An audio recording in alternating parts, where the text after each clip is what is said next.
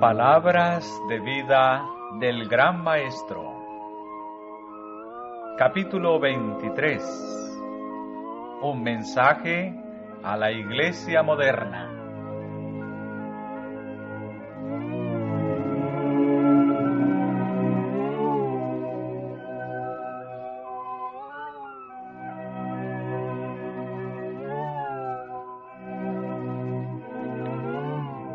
La parábola de los dos hijos fue seguida por la parábola de la viña. En la primera, Cristo había presentado delante de los maestros judíos la importancia de la obediencia. En la otra, señaló las ricas bendiciones conferidas a Israel y por medio de estas mostró el derecho que Dios tenía a su obediencia. Presentó delante de ellos la gloria del propósito de Dios que podría haber cumplido mediante la obediencia. Apartando el velo del futuro, mostró cómo, al dejar de cumplir su propósito, toda la nación estaba renunciando a su bendición y trayendo sobre sí la ruina.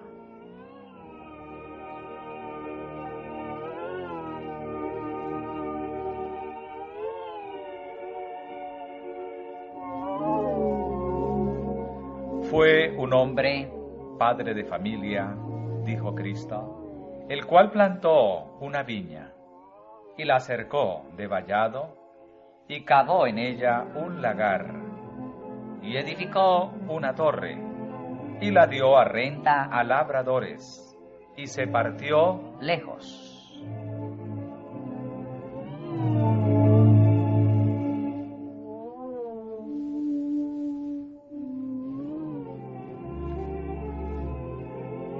Subtítulo: La nación judía.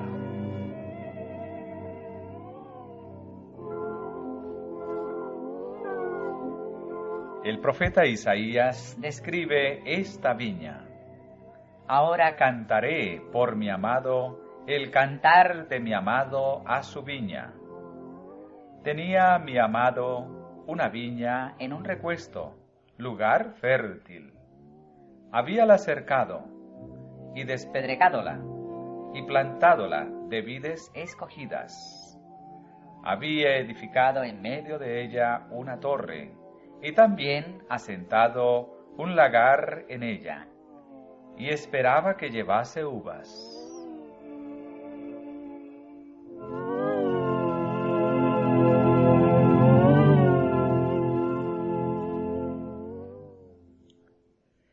El labrador escoge una parcela de terreno en el desierto, la cerca, la limpia, la trabaja, la planta con vides escogidas, esperando una rica cosecha.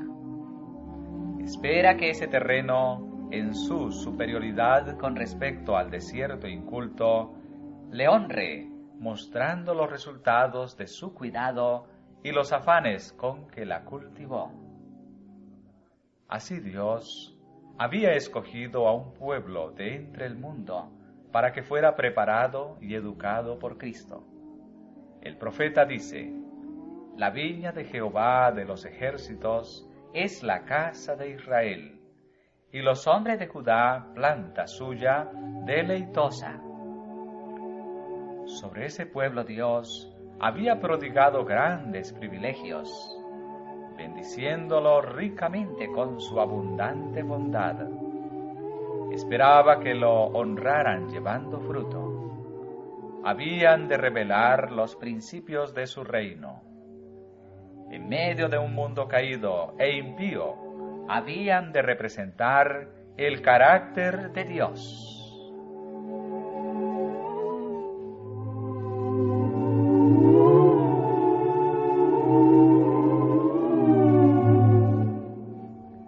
Al igual que la viña del Señor, habían de producir un fruto completamente diferente del de las naciones paganas.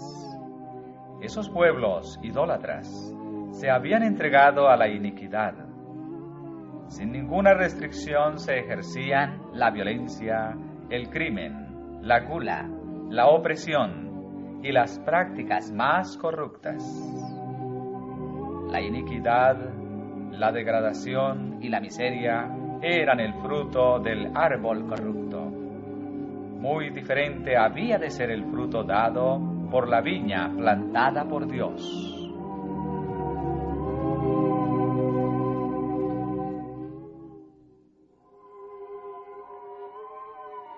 El privilegio de la nación judía era el de representar el carácter de Dios tal como había sido revelado a Moisés. En respuesta a la oración de Moisés, ruégote que me muestres tu gloria. El Señor le prometió, yo haré pasar todo mi bien delante de tu rostro. Y pasando Jehová por delante de él, proclamó, Jehová, Jehová, fuerte, misericordioso y piadoso, tardo para la ira, y grande en benignidad y verdad, que guarda la misericordia en millares, que perdona la iniquidad, la rebelión y el pecado. Este era el fruto que Dios deseaba de su pueblo. En la pureza de sus caracteres, en la santidad de sus vidas, en su misericordia, en su amante bondad y compasión, habían de mostrar que la ley de Jehová es perfecta, que vuelve el alma.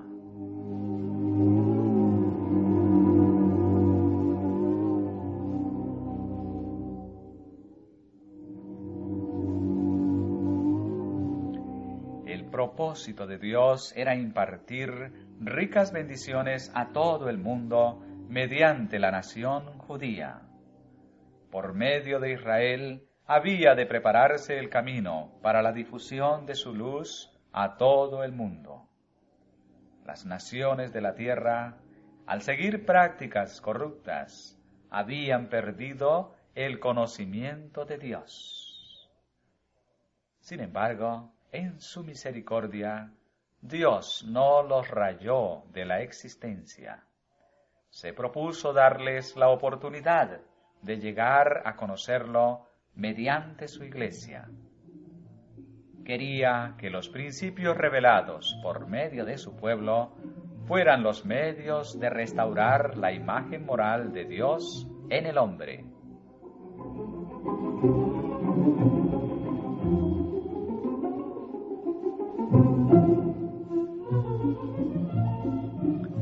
Para cumplir este propósito, Dios llamó a Abraham a salir de su parentela idólatra y le indicó que morara en la tierra de Canaán. Haré de ti una nación grande y bendecirte y engrandeceré tu nombre y serás bendición, le dijo.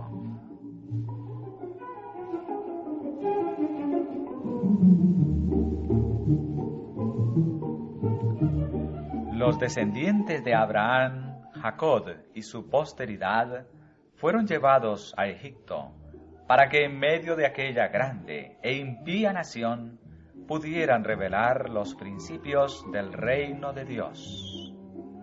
La integridad de José y su maravillosa obra al preservar la vida de toda la nación egipcia fue una representación de la vida de Cristo. Moisés y muchos otros fueron testigos de Dios.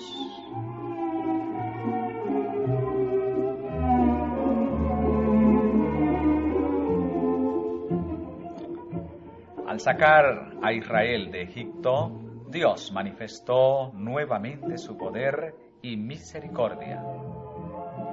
Las obras maravillosas realizadas al librarlos del cautiverio y la forma en que los trató en su viaje por el desierto no fueron únicamente para el beneficio de Israel.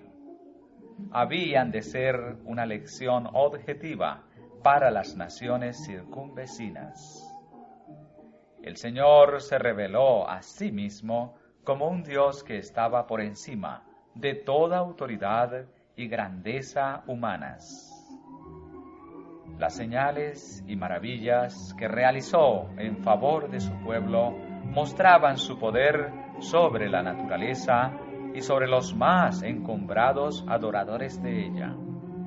Dios pasó por la orgullosa tierra de Egipto, así como pasará por la tierra en los últimos días. Con fuego y tempestad, terremoto y muerte, el gran Yo Soy redimió a su pueblo. Lo sacó de la tierra de esclavitud. Lo guió a través de un desierto grande y espantoso, de serpientes ardientes y de escorpiones y de sed. Les sacó agua de la roca del pedernal y los alimentó con trigo de los cielos. Porque, como le dijo a Moisés, la parte de Jehová es su pueblo, Jacob la cuerda de su heredad. Hallólo en tierra de desierto, y en desierto horrible y yermo. Trájolo alrededor, instruyólo, guardólo como la niña de su ojo. Como el águila despierta su nidada, revolotea sobre sus pollos, extiende sus alas, los toma, los lleva sobre sus plumas. Jehová solo le guió, que no hubo con él Dios ajeno. Así los sacó para él, para que pudieran morar bajo la sombra del Altísimo.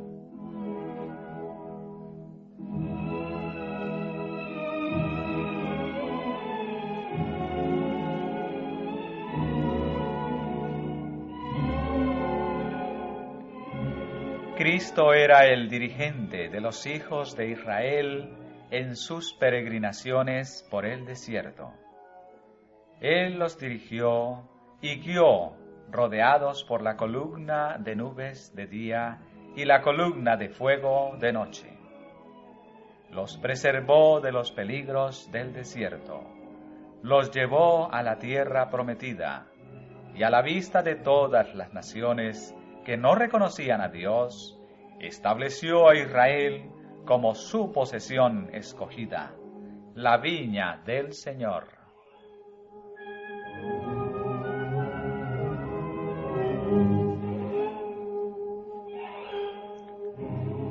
A este pueblo le fueron confiados los oráculos de Dios. Se lo rodeó con el vallado de los preceptos de su ley, los principios eternos de verdad, justicia y pureza. La obediencia a esos principios había de ser su protección, pues lo salvaría de la destrucción propia por las prácticas pecaminosas. Y, como la torre en la viña, Dios colocó en medio de la tierra su santo templo.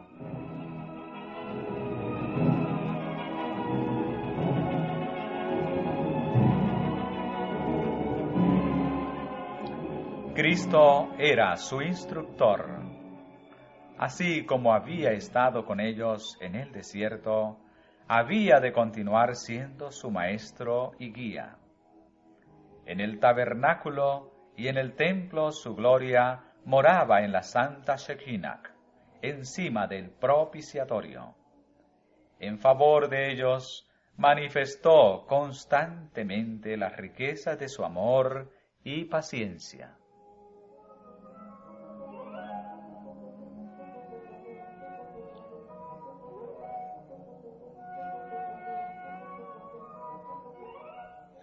Dios quería hacer de su pueblo Israel una alabanza y una gloria. Se dio a ellos toda ventaja espiritual. Dios no les negó nada favorable a la formación del carácter que había de hacerlos sus representantes.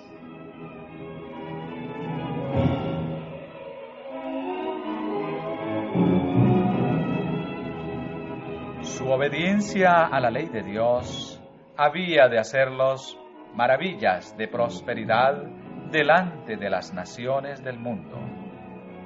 El que podía darles sabiduría y habilidad en todo artificio, continuaría siendo su maestro, y los ennoblecería y elevaría mediante la obediencia a sus leyes. Si eran obedientes, habían de ser preservados de las enfermedades que afligían a otras naciones y habían de ser bendecidos con vigor intelectual.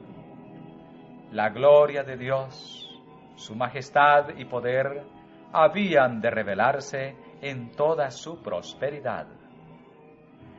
Habían de ser un reino de sacerdotes y príncipes. Dios les proveyó toda clase de facilidades para que llegaran a ser la más grande nación de la tierra.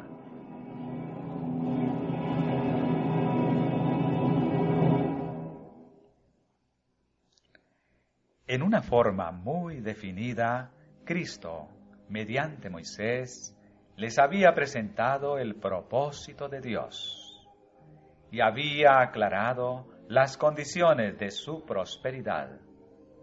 Tú eres pueblo santo a Jehová tu Dios, dijo él. Jehová tu Dios te ha escogido para hacerle un pueblo especial, más que todos los pueblos que están sobre la haz de toda la tierra. Conoce, pues, que Jehová tu Dios es Dios, Dios fiel, que guarda el pacto y la misericordia a los que le aman y guardan sus mandamientos hasta las 1000 generaciones. Guarda, por tanto, los mandamientos y estatutos y derechos que yo te mando hoy que cumplas. Y será que, por haber oído estos derechos y guardado y puéstolos por obra, Jehová tu Dios guardará contigo el pacto y la misericordia que juró a tus padres, y te amará, y te bendecirá, y te multiplicará, y bendecirá el fruto de tu vientre, y el fruto de tu tierra, y tu grano, y tu mosto, y tu aceite, la cría de tus vacas, y los rebaños de tus ovejas, en la tierra que juró a tus padres que te daría. Bendito serás más que todos los pueblos. Y quitará Jehová de ti toda enfermedad y todas las malas plagas de Egipto, que tú sabes, no las pondrá sobre ti.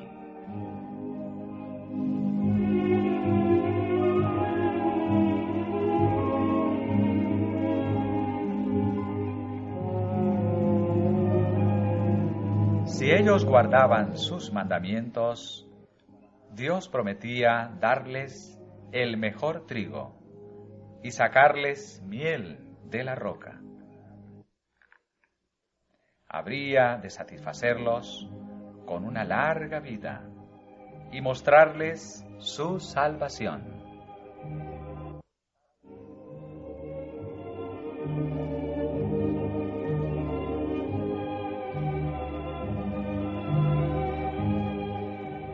Por su desobediencia a Dios, Adán y Eva habían perdido el Edén, y debido a su pecado toda la tierra quedó maldita. Pero si el pueblo de Dios seguía su instrucción, su tierra había de ser restaurada a la fertilidad y la belleza.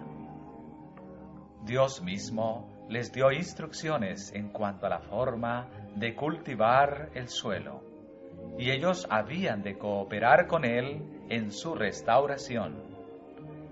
De modo que toda la tierra, bajo el dominio de Dios, llegaría a ser una lección objetiva de verdad espiritual. Así como en obediencia a las leyes naturales de Dios, la tierra había de producir sus tesoros, así en obediencia a sus leyes morales, el corazón de la gente había de reflejar los atributos del carácter de Dios. Aún los paganos reconocerían la superioridad de los que servían y adoraban al Dios viviente.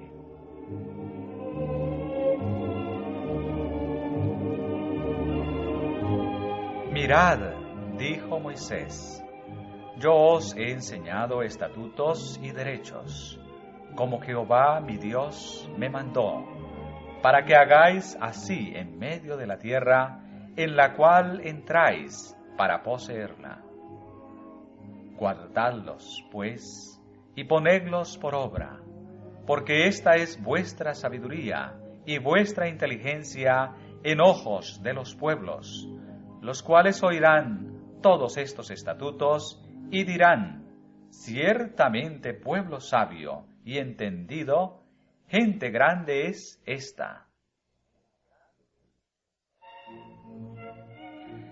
Porque, ¿qué gente grande hay que tenga los dioses cercanos así, como lo está Jehová nuestro Dios, en todo cuanto le pedimos? Y, ¿qué gente grande hay que tenga estatutos y derechos justos, como es toda esta ley que yo pongo hoy delante de vosotros?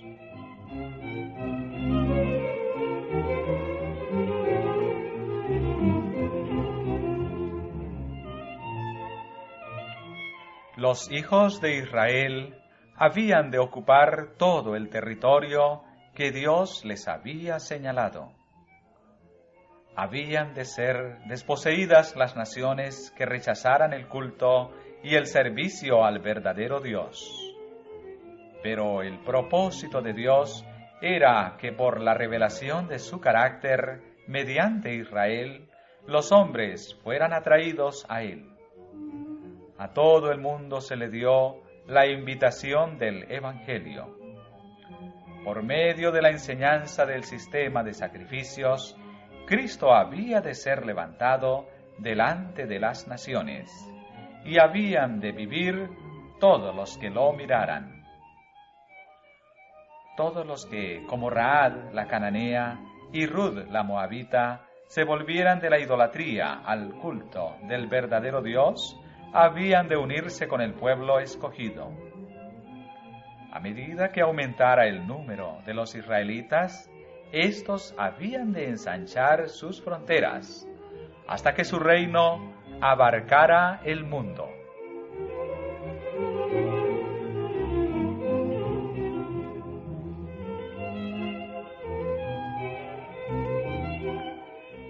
Dios deseaba colocar todas las naciones bajo su gobierno misericordioso.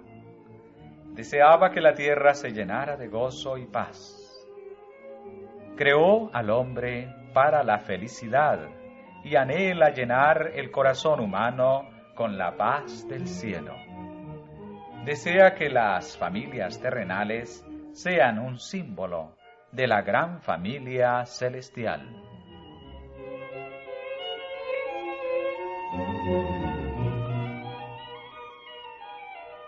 Pero Israel no cumplió el propósito de Dios. El Señor declaró, yo te planté de buen viñedo, simiente verdadera toda ella. ¿Cómo pues te me has tornado sarmiento de vid extraña? Es Israel una frondosa viña, haciendo frutos para sí. Ahora pues, vecinos de Jerusalén y varones de Judá, juzgad ahora entre mí y mi viña. ¿Qué más se había de hacer a mi viña que yo no haya hecho en ella? ¿Cómo pues, esperando yo que llevase uvas, ha llevado uvas silvestres? Os mostraré, pues ahora, lo que haré yo a mi viña. Quitaréle su vallado, y será para ser consumida. Aportillaré su cerca, y será para ser hollada. Haré que quede desierta, no será podada ni cavada, y crecerá el cardo y las espinas, y aun a las nubes mandaré que no derramen lluvia sobre ella. Ciertamente, esperaba juicio, y he aquí vileza. Justicia, y he aquí clamor.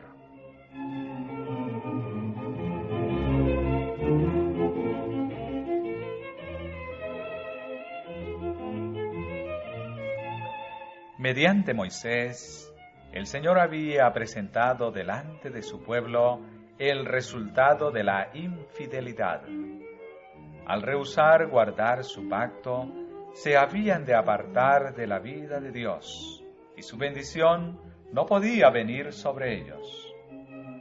Guárdate, dijo Moisés, que no te olvides de Jehová tu Dios, para no observar sus mandamientos, y sus derechos, y sus estatutos, que yo te ordeno hoy.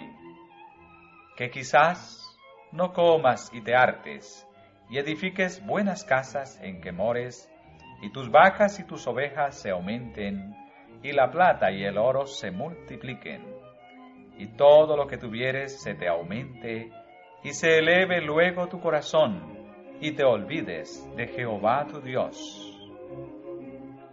Y digas en tu corazón: mi poder y la fortaleza de mi mano me han traído esta riqueza. Mas será, si llegares a olvidarte de Jehová tu Dios, y anduvieres en pos de dioses ajenos, y les sirvieres, y a ellos te encorvares.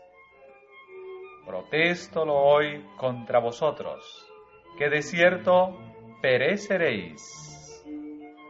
Como las gentes que Jehová destruirá delante de vosotros, así pereceréis, por cuanto no habréis atendido a la voz de Jehová vuestro Dios.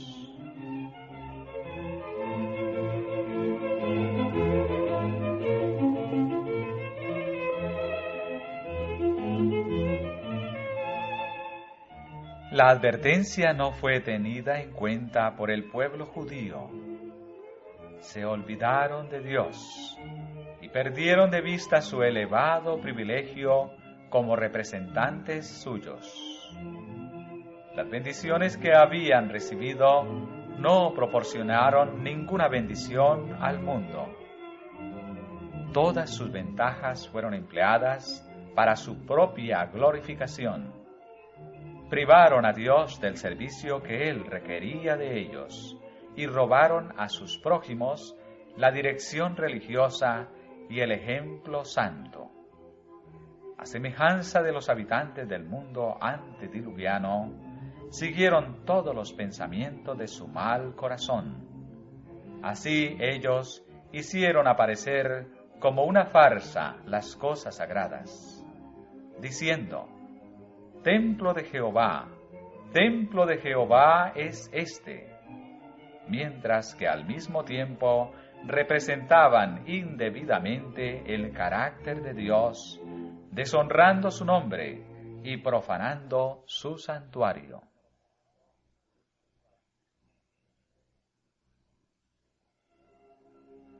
Los labradores que habían sido encargados de la viña del Señor fueron infieles a la confianza depositada en ellos. Los sacerdotes y los maestros no fueron fieles instructores del pueblo. No mantuvieron delante de él la bondad y la misericordia de Dios y su derecho a su amor y servicio. Estos labradores buscaron su propia gloria. Deseaban apropiarse de los frutos de la viña. Tenían el propósito de atraer la atención y el homenaje hacia sí.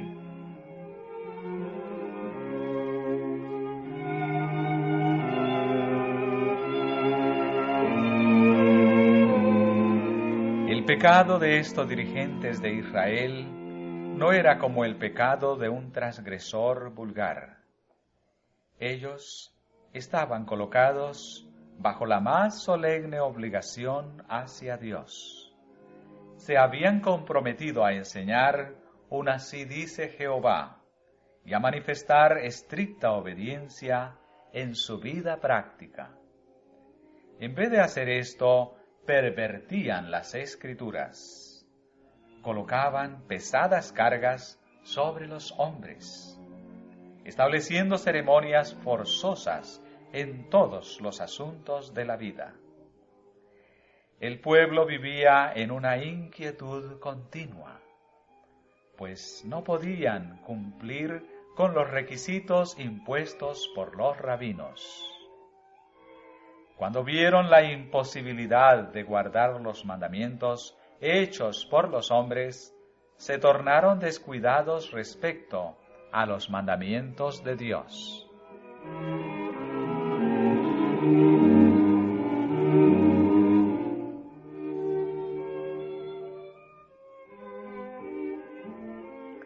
El Señor le había enseñado a su pueblo que Él era el propietario de la viña y que todas sus posesiones les habían sido confiadas a fin de que fuesen usadas para Él.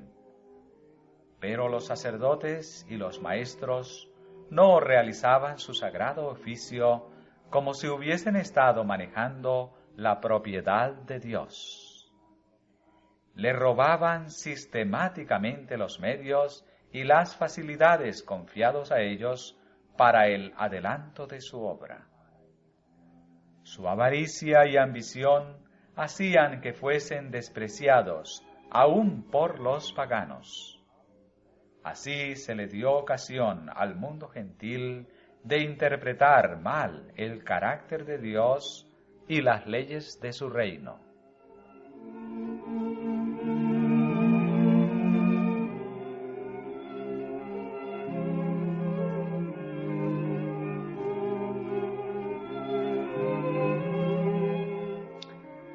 Dios soportó a su pueblo con corazón paternal.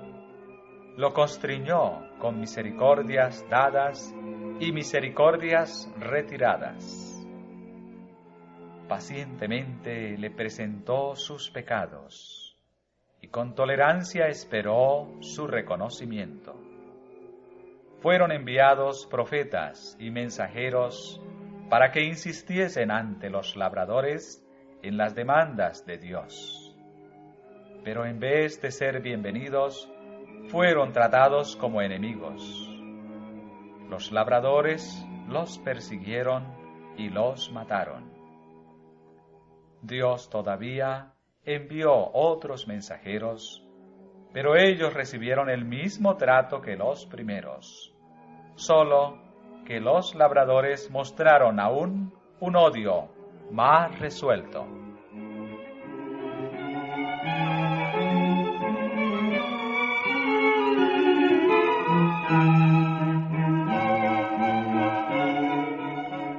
Como un último recurso, Dios envió a su Hijo diciendo: «Tendrán respeto a mi Hijo». Pero su resistencia los había vuelto vengativos, y dijeron entre sí: «Este es el heredero. Venid, matémosle y tomemos su heredad. Entonces se nos dejará gozar de la viña y hacer lo que nos plazca con el fruto».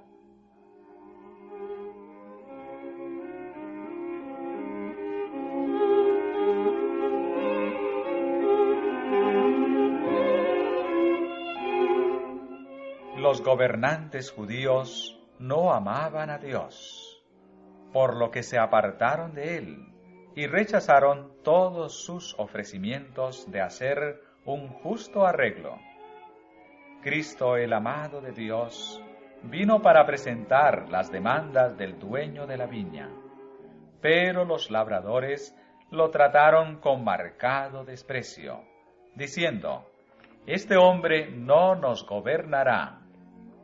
Tenían envidia de la belleza de carácter de Cristo. La forma de enseñar que Cristo tenía era muy superior a la de ellos, y temían su éxito. Él los reconvino, desenmascarando su hipocresía y mostrándoles los resultados seguros de su proceder. Esto los irritó hasta la locura. Se sentían requemados bajo los reproches que no podían acallar. Aborrecían la elevada norma de justicia que Cristo presentaba continuamente. Veían que sus enseñanzas los estaban colocando en el lugar en donde su egoísmo iba a quedar al descubierto, y determinaron matarlo. Aborrecían su ejemplo de veracidad y piedad, y la elevada espiritualidad revelada en todo lo que hacía. Su vida entera era un reproche para el egoísmo de ellos, y cuando se presentó la prueba final, la prueba que significaba obediencia para vida eterna o desobediencia para muerte eterna, rechazaron al Santo de Israel. Cuando se les pidió que escogieran entre Cristo y Barrabás, clamaron: «Suéltanos a Barrabás». Y cuando Pilato preguntó: «¿Qué pues haré de Jesús?», gritaron ferozmente: «Crucifícale». «¿A vuestro rey he de crucificar?», preguntó Pilato. Y de los sacerdotes y magistrados se elevó la respuesta: «No tenemos rey sino a César». Cuando Pilato se lavó las manos diciendo: «Inocente soy yo de la sangre de este justo», los sacerdotes se unieron con la turba ignorante en su exclamación apasionada: «Su sangre sea sobre nosotros y sobre nuestros hijos».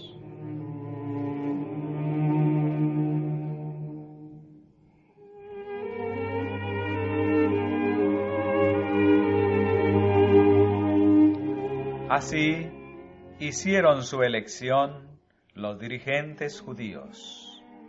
Su decisión fue registrada en el libro que Juan vio en la mano de aquel que se sienta en el trono, el libro que ningún hombre podía abrir. Con todo su carácter vindicativo aparecerá esta decisión delante de ellos el día en que este libro sea abierto por el león de la tribu de Judá.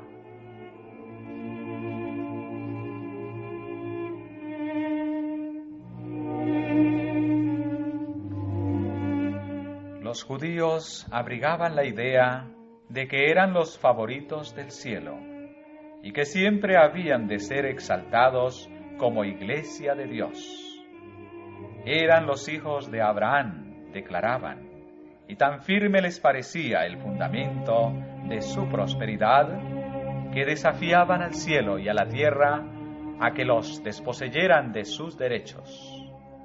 Sin embargo, mediante sus vidas de infidelidad, se estaban preparando para la condenación del cielo y su separación de Dios.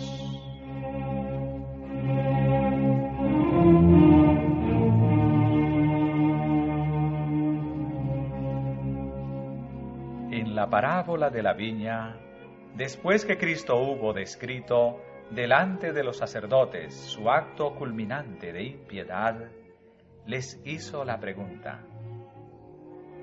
«Cuando viniere el Señor de la viña, ¿qué hará a aquellos labradores?». Los sacerdotes habían seguido la narración con profundo interés y sin considerar la relación que el tema tenía con ellos, se unieron con el pueblo en la respuesta: «A los malos destruirá miserablemente, y su viña dará a renta a otros labradores que le paguen el fruto a sus tiempos».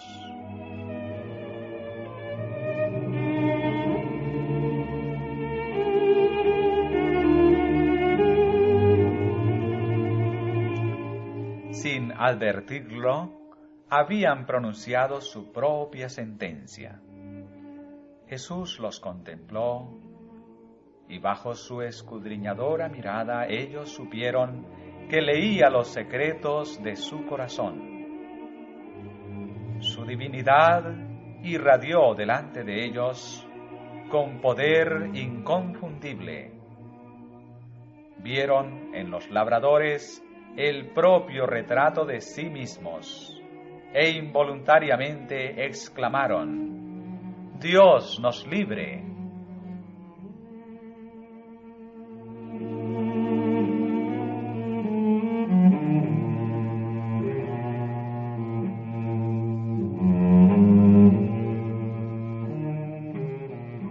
Solemne y sentidamente Cristo les preguntó: ¿Nunca leísteis en las Escrituras? La piedra que desecharon los que edificaban, esta fue hecha por cabeza de esquina. Por el Señor es hecho esto, y es cosa maravillosa en nuestros ojos. Por tanto os digo, que el reino de Dios será quitado de vosotros, y será dado a gente que haga los frutos de él. Y el que cayere sobre esta piedra será quebrantado, y sobre quien ella cayere le desmenuzará.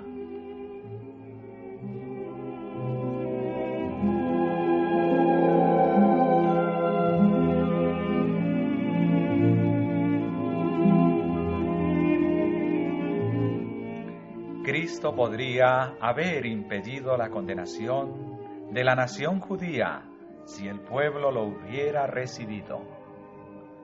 Pero la envidia y los celos hicieron implacables a los hijos de Israel. Determinaron no recibir a Jesús de Nazaret como el Mesías.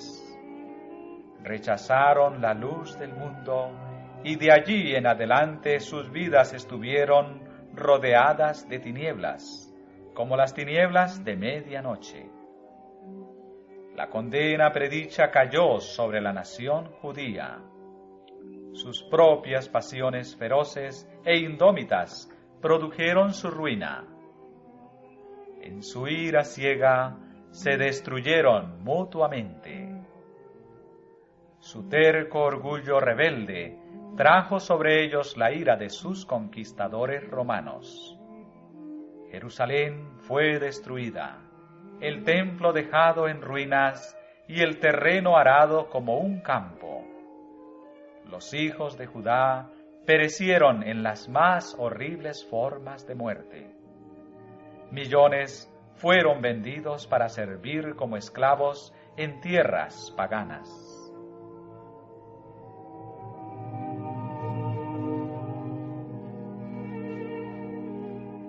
Como pueblo, los judíos habían dejado de cumplir el propósito de Dios, y la viña les fue quitada. Los privilegios de que habían abusado, la obra que habían menospreciado, fueron confiados a otros.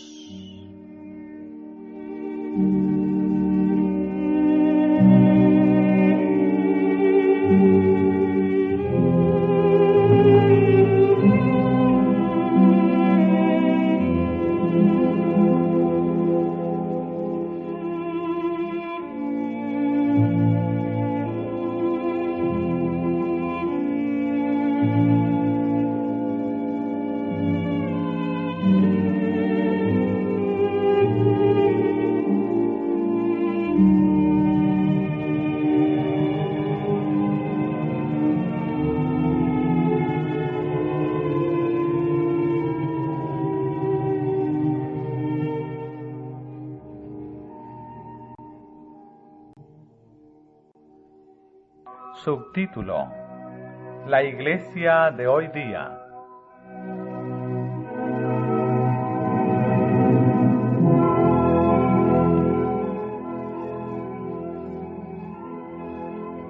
La parábola de la viña se aplica no solo a la nación judía, tiene una lección para nosotros.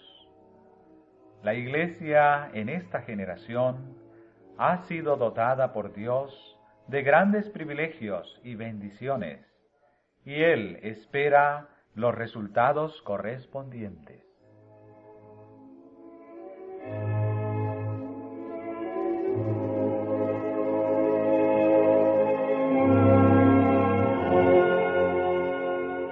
hemos sido redimidos mediante un rescate costoso. Solo por la grandeza de este rescate podemos concebir sus resultados. En esta tierra, la tierra cuyo suelo ha sido humedecido por las lágrimas y la sangre del Hijo de Dios, se han de producir preciosos frutos del paraíso.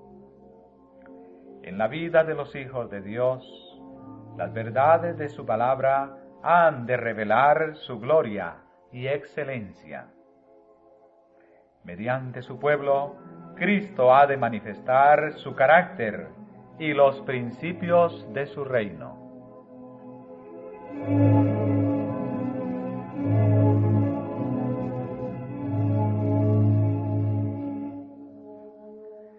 Satanás trata de obstruir la obra de Dios e insta constantemente a los hombres a aceptar sus principios. Presenta al pueblo escogido de Dios como a gente engañada. Es un acusador de los hermanos, y su poder de acusar lo emplea contra los que obran justicia. El Señor desea, mediante su pueblo, contestar las acusaciones de Satanás, mostrando los resultados de la obediencia a los principios rectos.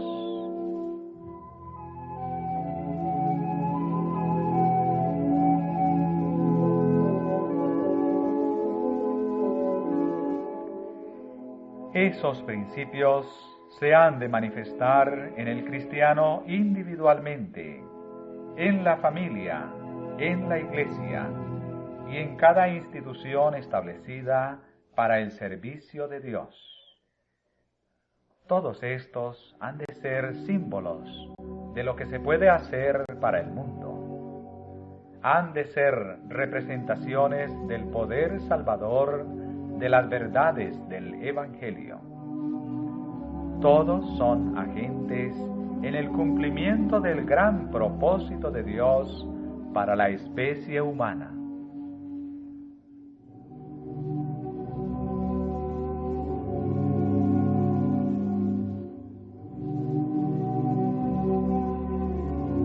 Los dirigentes judíos consideraban con orgullo su magnífico templo y los imponentes ritos de sus servicios religiosos, pero les faltaba la justicia, la misericordia y el amor de Dios.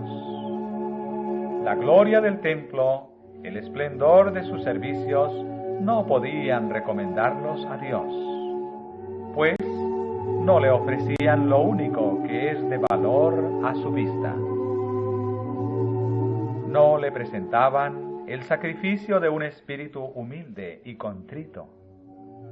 Cuando los principios vitales del reino de Dios se pierden, las ceremonias se aumentan y se hacen extravagantes.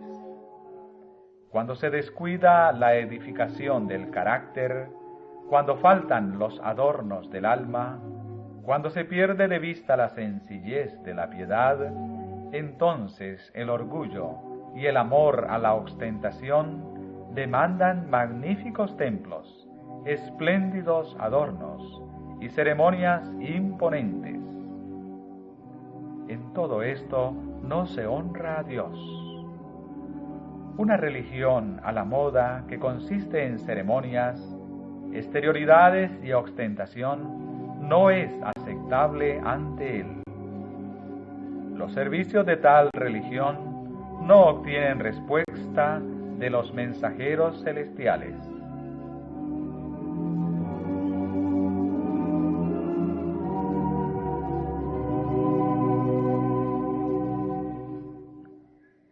La Iglesia es muy preciosa a la vista de Dios.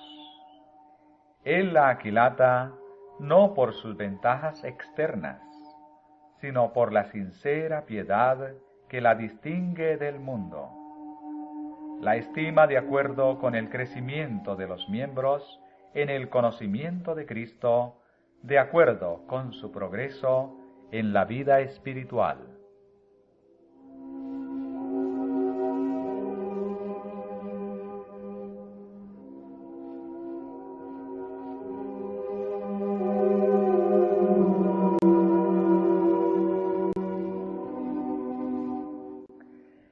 Cristo anhela recibir de su viña el fruto de santidad y abnegación.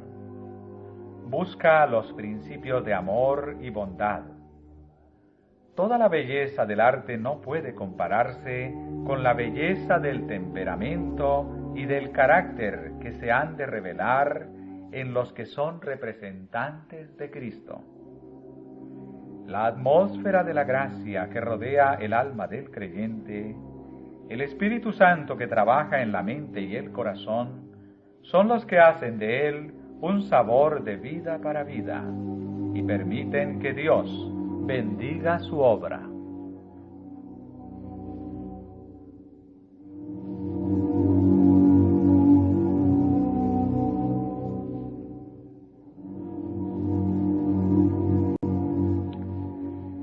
Una congregación puede ser la más pobre de la tierra. Puede carecer del atractivo, de la apariencia exterior. Pero si los miembros poseen los principios del carácter de Cristo, tendrán el gozo de Él en sus almas. Los ángeles se unirán con ellos en su culto.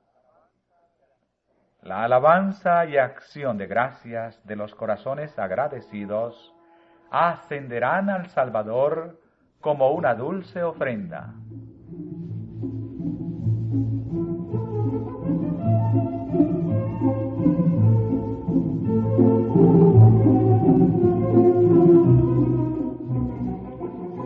El Señor desea que mencionemos su bondad y hablemos de su poder.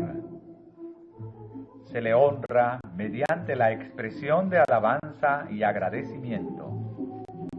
Él dice: el que sacrifica alabanza me honrará. Cuando los hijos de Israel viajaban por el desierto, alababan a Dios con himnos sagrados. Los mandamientos y las promesas de Dios fueron provistos de música, y a lo largo de todo el sendero fueron cantados por los peregrinos. Y en Canaán, al participar de las fiestas sagradas, las maravillosas obras de Dios habían de ser repasadas, y se había de ofrecer el agradecimiento debido a su nombre. Dios deseaba que toda la vida de su pueblo fuera una vida de alabanza. En esa forma, los caminos de Dios habían de ser conocidos en la tierra, y su salud en todas las gentes.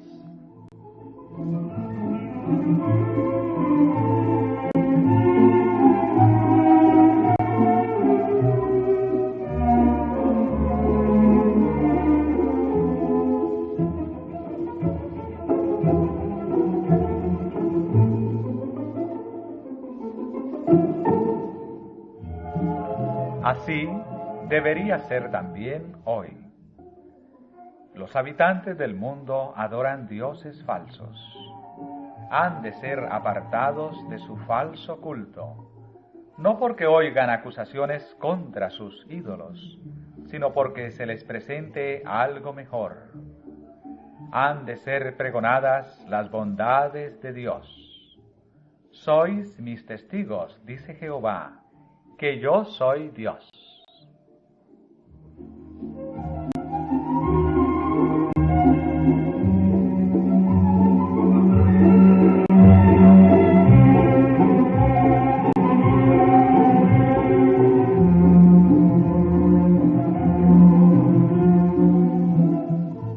El Señor desea que apreciemos el gran plan de la redención, que comprendamos nuestro elevado privilegio como hijos de Dios y que caminemos delante de Él en obediencia y agradecimiento. Desea que le sirvamos en novedad de vida, con alegría cada día. Anhela que la gratitud brote de nuestro corazón, porque nuestro nombre está escrito en el libro de la vida del Cordero, porque podemos poner todos nuestros cuidados sobre aquel que cuida de nosotros. Él nos ordena que nos regocijemos porque somos la herencia del Señor. Porque la justicia de Cristo es el manto blanco de sus santos. Porque tenemos la bendita esperanza de la pronta venida de nuestro Salvador.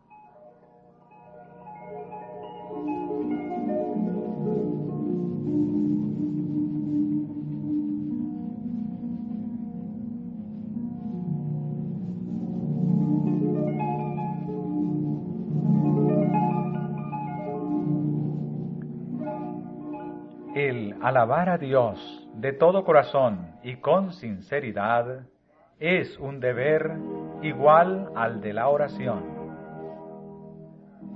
Hemos de mostrar al mundo y a los seres celestiales que apreciamos el maravilloso amor de Dios hacia la humanidad caída y que esperamos bendiciones cada vez mayores de su infinita plenitud. Mucho más de lo que hacemos, debemos hablar de los preciosos capítulos de nuestra vida cristiana. Después de un derramamiento especial del Espíritu Santo, aumentarían grandemente nuestro gozo en el Señor y nuestra eficiencia en su servicio, al repasar sus bondades y sus maravillosas obras en favor de sus hijos.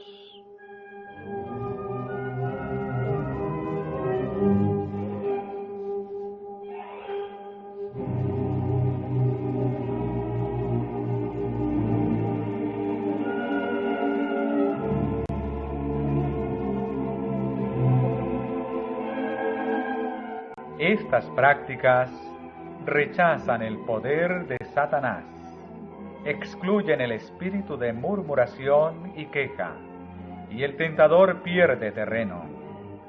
Fomentan aquellos atributos del carácter que habilitarán a los habitantes de la tierra para las mansiones celestiales.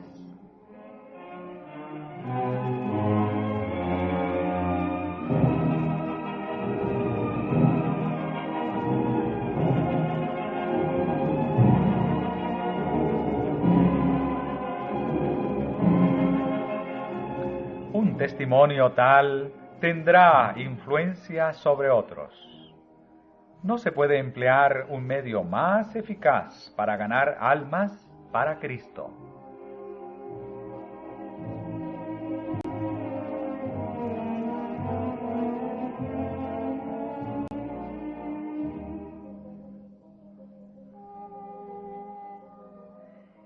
Hemos de alabar a Dios mediante un servicio tangible, haciendo todo lo que podamos para aumentar la gloria de su nombre.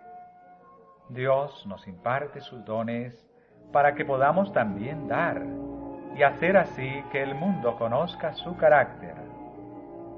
En el sistema judío, las ofrendas formaban una parte esencial del culto de Dios.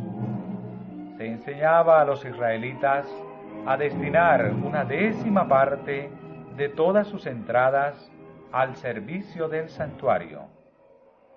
Además de esto, habían de traer ofrendas por el pecado, ofrendas voluntarias y ofrendas de gratitud. Estos eran los medios para sostener el ministerio del Evangelio en aquel tiempo. Dios no espera menos de nosotros de lo que esperaba de su pueblo antiguamente. Debe llevarse adelante la gran obra de la salvación de las almas. Él ha hecho provisión para esa obra por medio del diezmo y las ofrendas. Él espera que así se sostenga el ministerio del Evangelio. Reclama el diezmo como suyo, y siempre debería ser considerado como una reserva sagrada, a fin de ser colocado en su tesorería para beneficio de la causa de Dios. Él nos pide también ofrendas voluntarias y ofrendas de gratitud. Todo esto ha de ser dedicado para la propagación del Evangelio hasta los confines de la tierra.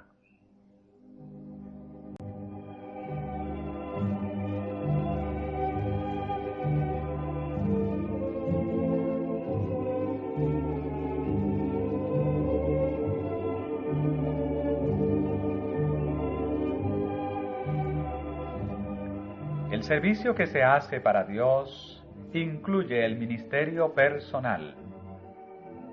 Mediante el esfuerzo individual hemos de cooperar con Él en la salvación del mundo.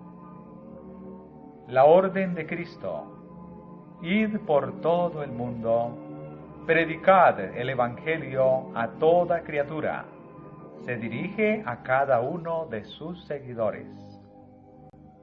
Todos los que sean investidos para una vida semejante a la de Cristo han de trabajar por la salvación de sus prójimos.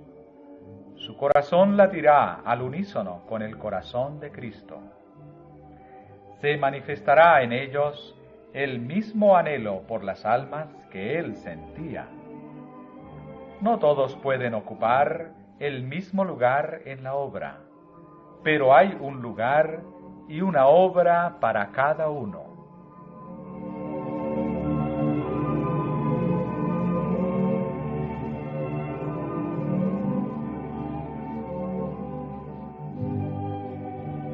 En la antigüedad, Abraham, Isaac, Jacob y Moisés, con su humildad y sabiduría, y Josué con sus diversos dones, fueron todos empleados en el servicio de Dios. La música de María, el valor y la piedad de Débora, el afecto filial de Ruth, la obediencia y fidelidad de Samuel, la firme fidelidad de Elías, la suavizadora y subyugadora influencia de Eliseo, todas estas cualidades se necesitaron. Así también ahora, todos aquellos a quienes Dios ha prodigado sus bendiciones han de responder con un servicio verdadero. Ha de emplearse cada don para el adelanto de su reino y la gloria de su nombre.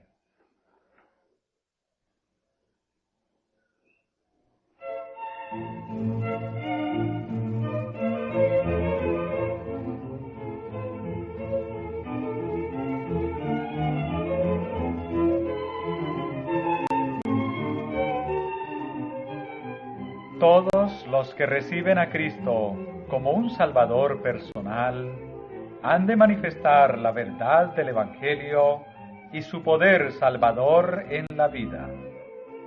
Dios no pide nada sin hacer provisión para su cumplimiento.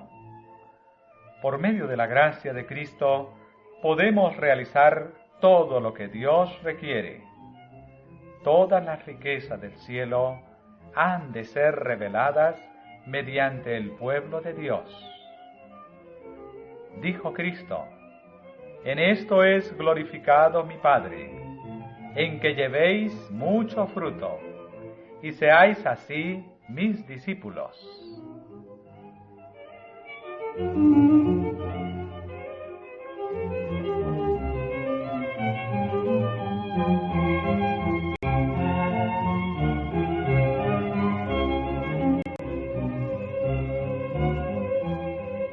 Dios reclama toda la tierra como su viña, aunque ahora esté en manos del usurpador, pertenece a Dios. Es suya tanto por la redención como por la creación. Cristo hizo su sacrificio por el mundo. De tal manera amó Dios al mundo, que ha dado a su Hijo unigénito. Mediante este don único, todos los demás se imparten a los hombres. Diariamente, todo el mundo recibe las bendiciones de Dios. Cada gota de lluvia, cada rayo de luz prodigado sobre la humanidad ingrata, cada hoja, flor y fruto testifican de la tolerancia de Dios y de su gran amor.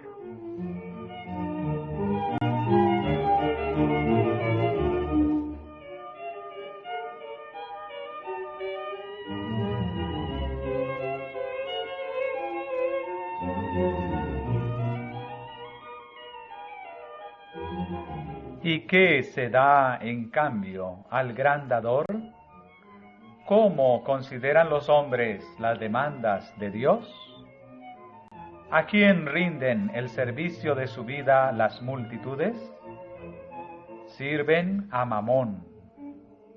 La riqueza, la posición, los placeres del mundo son su blanco.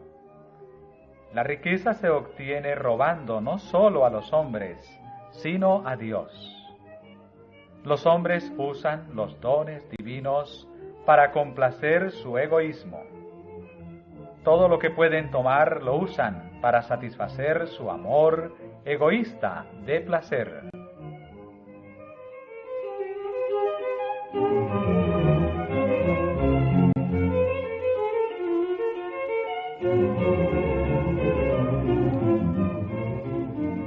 El pecado del mundo de hoy día es el mismo que acarreó la destrucción de Israel. La ingratitud a Dios, el descuido de las oportunidades y bendiciones, el aprovechamiento egoísta de los dones de Dios, todo esto estaba comprendido en el pecado que hizo caer la ira sobre Israel. Estos males están atrayendo la ruina al mundo actual.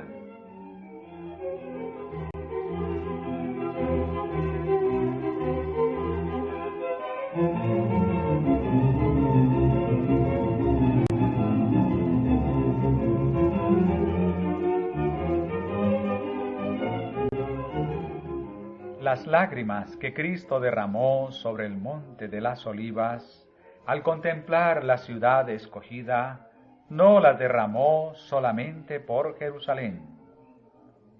En la suerte de esta ciudad, Él contempló la destrucción del mundo.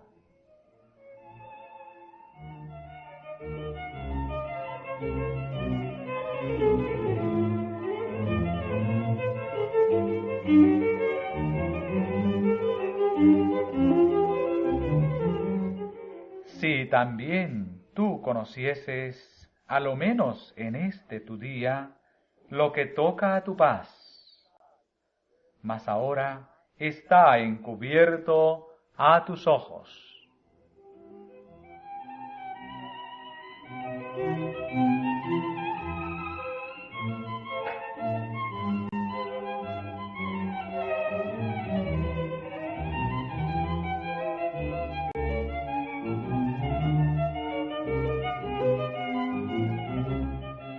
En este tu día, el día está llegando a su fin. Casi ha terminado el tiempo de misericordia y privilegios. Se están reuniendo las nubes de venganza. Los que han rechazado la gracia de Dios están por ser envueltos en una ruina súbita e irreparable.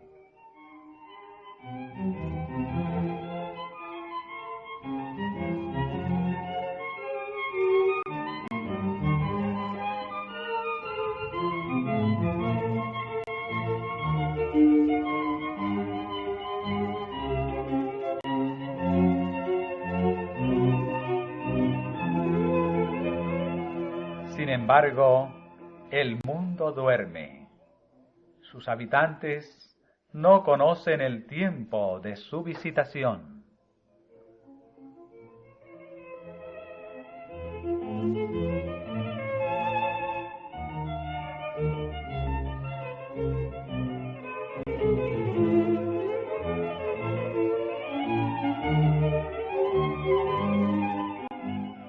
¿Dónde se ha de encontrar la Iglesia en esta crisis?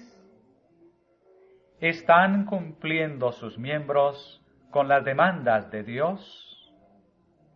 ¿Están cumpliendo la comisión divina y presentando el carácter de Dios al mundo? ¿Están llamando con insistencia la atención de sus prójimos al último misericordioso mensaje de amonestación?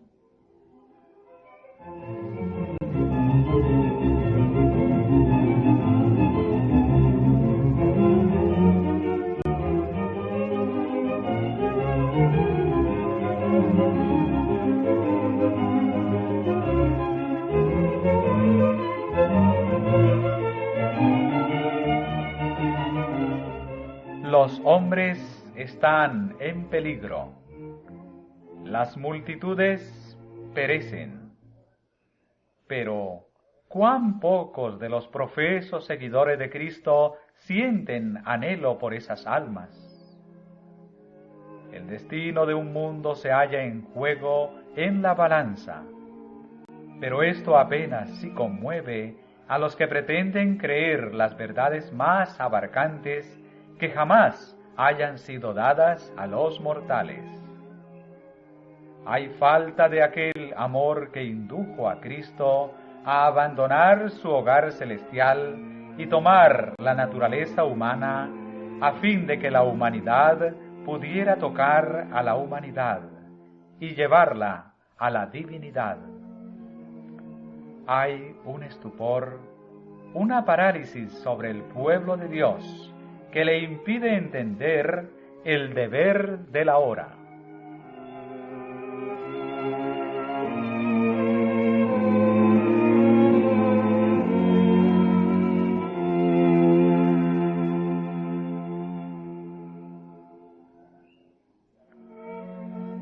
Cuando los israelitas entraron en Canaán, no cumplieron el propósito de Dios de poseer toda la tierra. Después de hacer una conquista parcial, se establecieron para disfrutar de los resultados de sus victorias.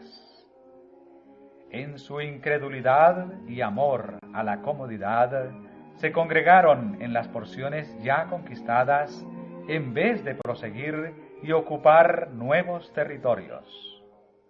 Así comenzaron a apartarse de Dios. Al no cumplir el propósito divino, hicieron imposible que Dios cumpliera su promesa de bendecirlos. ¿No está haciendo lo mismo la Iglesia de hoy? Teniendo ante ellos a todo el mundo necesitado del Evangelio, los profesos cristianos se congregan donde puedan gozar de los privilegios evangélicos. No sienten la necesidad de ocupar nuevos territorios, llevando el mensaje de salvación a las regiones remotas. Rehúsan cumplir el mandato de Cristo. Id por todo el mundo. Predicad el Evangelio a toda criatura. ¿Son menos culpables de lo que fue la Iglesia judía?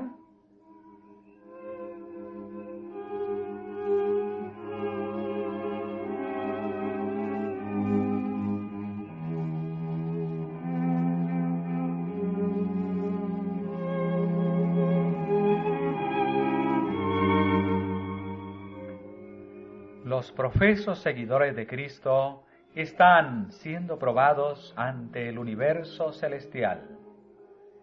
Pero la frialdad de su celo y la debilidad de sus esfuerzos en el servicio de Dios los señalan como infieles. Si lo que están haciendo fuera lo máximo que pueden hacer, no caería la condenación sobre ellos. Pero si su corazón estuviera ocupado en la obra, podrían hacer mucho más. Ellos saben, y el mundo también lo sabe, que han perdido en gran medida el espíritu de abnegación y sacrificio. Hay muchos frente a cuyos nombres se encontrará escrito en los libros del cielo lo siguiente: no son productores, sino consumidores. Muchos de los que llevan el nombre de Cristo oscurecen su gloria, velan su belleza, lo privan de su honor.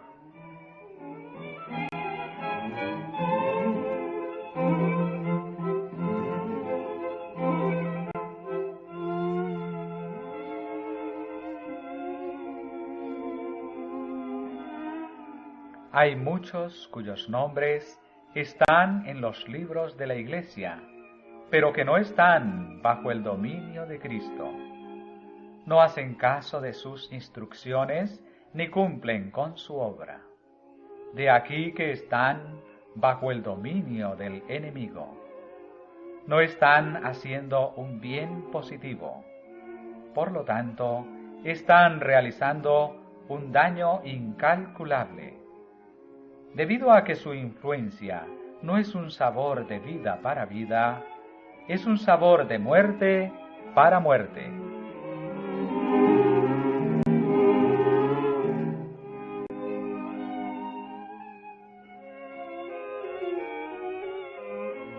El Señor dice, ¿no había de hacer visitación sobre esto?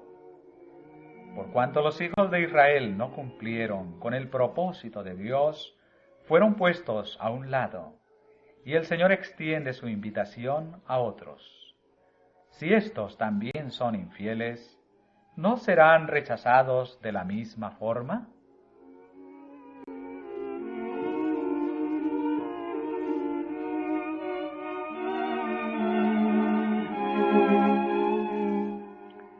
En la parábola de la viña, Cristo declaró culpables a los labradores.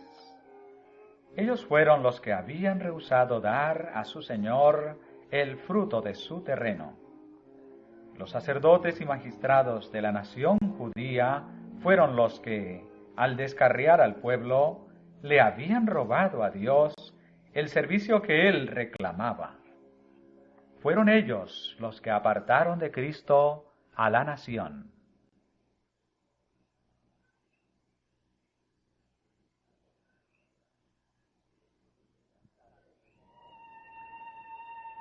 La ley de Dios, exenta de tradiciones humanas, fue presentada por Cristo como la gran norma de obediencia.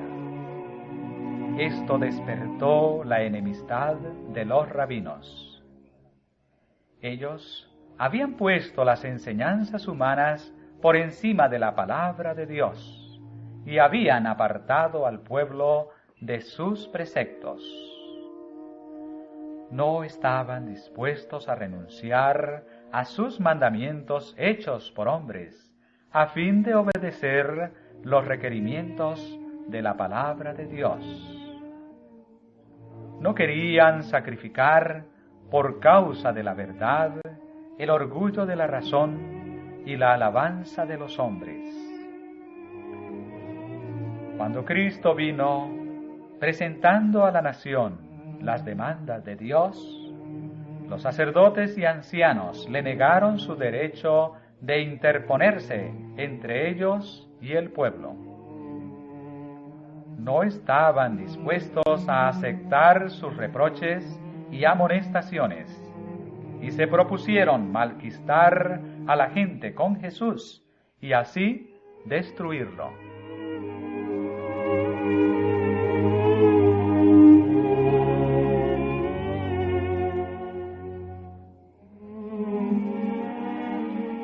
Ellos fueron responsables del rechazamiento de Cristo, con los resultados que le siguieron.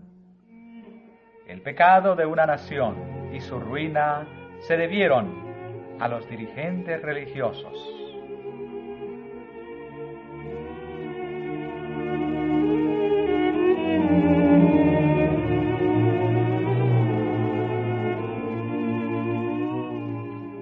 ¿No obran acaso las mismas influencias en nuestros días? ¿No están muchos siguiendo los pasos de los dirigentes judíos a semejanza de los labradores de la viña del Señor? ¿Acaso los dirigentes religiosos no están apartando a los hombres de los claros requisitos de la palabra de Dios? ¿No están educándolos en la transgresión en vez de la obediencia de la ley de Dios? Desde muchos púlpitos de las iglesias se enseña a la gente que no es obligatoria la ley de Dios. Se exaltan las tradiciones, ordenanzas y costumbres humanas. Los dones de Dios se emplean para fomentar el orgullo y la complacencia propia, al paso que se olvidan las demandas de Dios.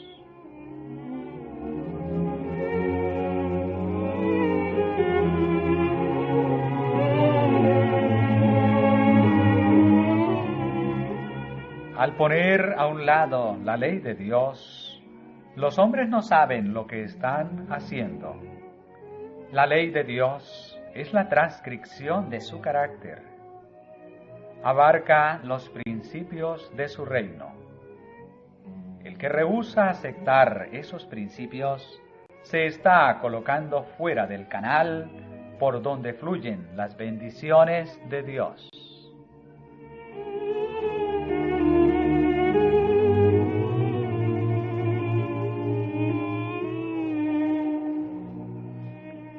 Las gloriosas posibilidades presentadas ante Israel se podían realizar únicamente mediante la obediencia a los mandamientos de Dios. La misma elevación de carácter, la misma plenitud de bendición, bendición de la mente, el alma y el cuerpo, bendición del hogar y del campo, bendición para esta vida y la venidera, podemos obtenerlas únicamente por medio de la obediencia.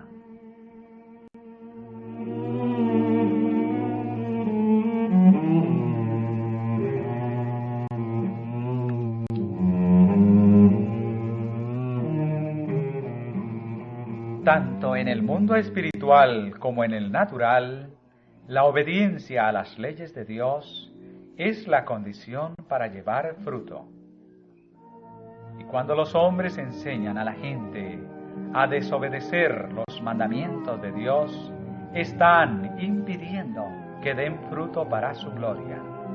Son culpables de retener del Señor los frutos de su viña.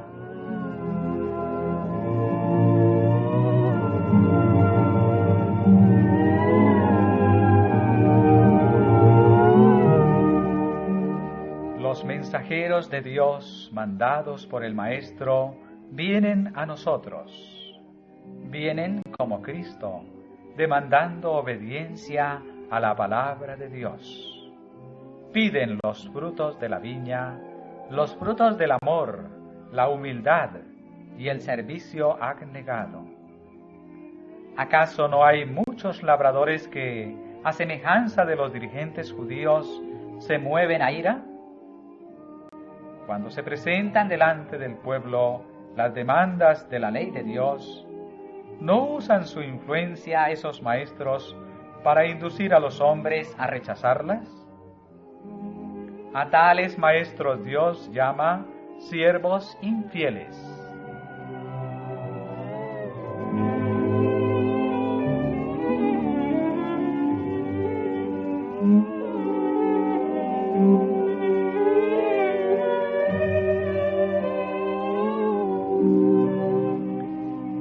Las palabras que Dios dirigió al antiguo Israel encierran una solemne amonestación para la Iglesia actual y sus dirigentes.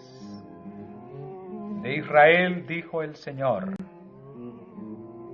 escribíle las grandezas de mi ley, y fueron tenidas por cosas ajenas. Y él declaró de los sacerdotes y maestros: mi pueblo fue talado porque le faltó sabiduría. Porque tú desechaste la sabiduría, yo te echaré, pues que olvidaste la ley de tu Dios, también yo me olvidaré de tus hijos.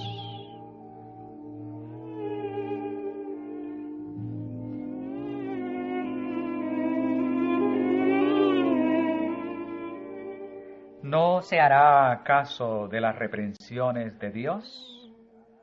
¿No se aprovecharán las oportunidades de servir? ¿Impedirán la mofa del mundo, el orgullo de la razón, la conformidad a las costumbres y tradiciones humanas que los profesos seguidores de Cristo les sirvan? ¿Rechazarán la palabra de Dios como los dirigentes judíos rechazaron a Cristo? Delante de nosotros está el resultado del pecado de Israel. ¿Aceptará la amonestación la Iglesia de Dios hoy día?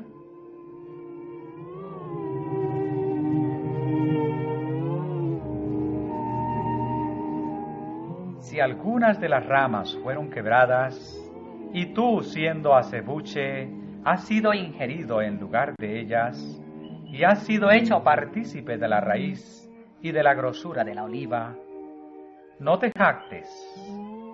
Por su incredulidad fueron quebradas, mas tú, por la fe, estás en pie.